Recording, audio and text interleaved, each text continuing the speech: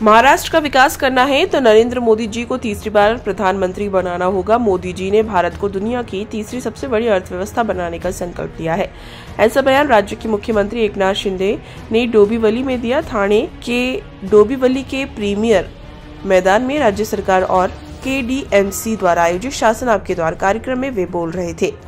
CM ने आगे कहा है कि अभी तक जनता को सरकार और शासन के पास जाना पड़ता था, लेकिन हमारी सरकार जनता के दरवाजे तक खुद चलकर आ रही है। शासन आपके द्वार इस अभियान के तहत राज्य की करोड़ों जनता को सरकारी योजनाओं का लाभ मिलने की बात मुख्यमंत्री ने कही। उन्होंने यह भी कहा है कि डबल इंजन की सरकार आने के बाद राज्य में अनेक परियोजनाओं को गति प्राप्त हुई है। MMR रीजन में मेट्रो का काम युद्ध स्तर पर शुरू है। कार्यक्रम के दौरान मुख्यमंत्री शिंदे ने कुछ महत्वाकांक्षी परियोजनाओं का ऑनलाइन लोकार्पण किया। मुंबई मेट्रो मार्ग 12 का लोकार्पण, कल्याण डोंबिवली मनपा के अधीन गोल्डन पार्क में वरिष्ठ निरूपणकार तीर्थ रूप डॉक्टर नाना साहब धर्माधिकारी सब्जी मंडी का लोकार्पण और उबरडे में बने पुस्तकालय का उद्घाटन भी ऑनलाइन तरीके से किया गया।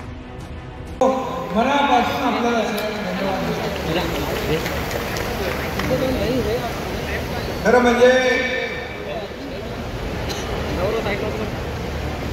शासन आपल्या दारी हा आपला कार्यक्रम करण्याचा निर्णय मी आणि आपले दोन्ही उपमुख्यमंत्री यांनी मुलांचे लाभ असतील आणि म्हणून हे लाभ प्रत्यक्ष देण्यासाठी हा निर्णय आपण घेतलेला आणि म्हणून 2.5 वर्षाचं शासन घरी बसलं होतं, पण हे शासन तुमच्या दारी आलेलं आहे।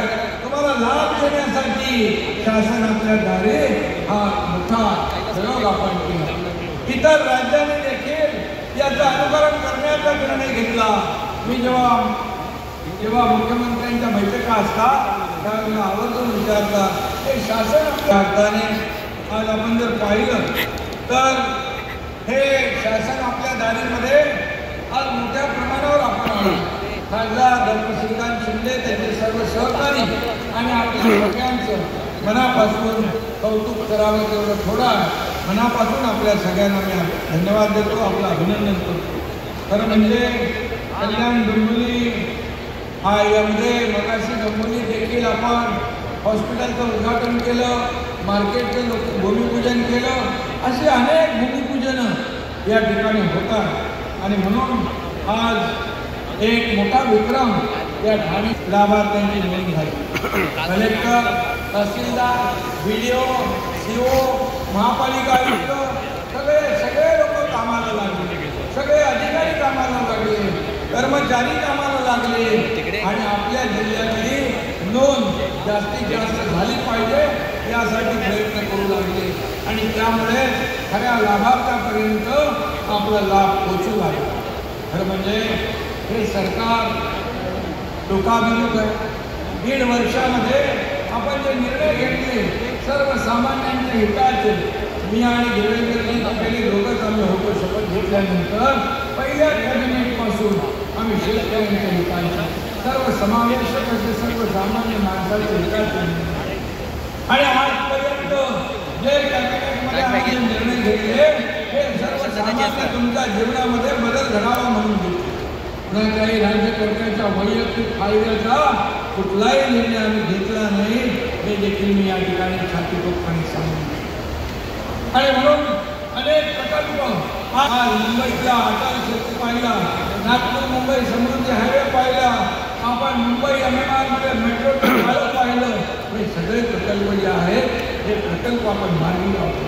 हे सगळे प्रकल्प भाषणात उतरले होते, हे प्रकल्प आपल्या अहंकारी इतकीमुळे भारतात आल्यानंतर हे सगळे स्पीड ब्रेकर आपण हटवले, त्यांच्याबद्दल सगळ्या अडचणी दूर केल्या आणि या सर्व आणि म्हणूनच आदरणीय प्रधानमंत्री महोदयांच्या शुभ हस्ते आपण समृद्धी हायवे त्याला बाळासाहेब ठाकरे यांचं नाव दिलं।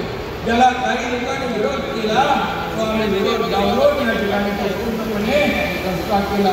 देवेंद्रजींचा काळ सुरू झाला आणि आपण तो पूर्ण केला आणि आज आपण त्याचं उद्घाटन केलं, अटल सेतूचं उद्घाटन केलं, मेट्रोच्या उद्घाटन आपण केली आणि या सगळ्या ज्या आहेत या सर्व आज देशामध्ये आपला महाराष्ट्र नंबर 1 ला म्हणजे पायाभूत सुविधामध्ये नंबर 1 ला या ठिकाणी परदेशी गुंतवणुकीमध्ये नंबर 1 मुख्यमंत्री शाश्वत कृषी सिंचन योजनेअंतर्गत। कल्याण से सुनील शर्मा की रिपोर्ट।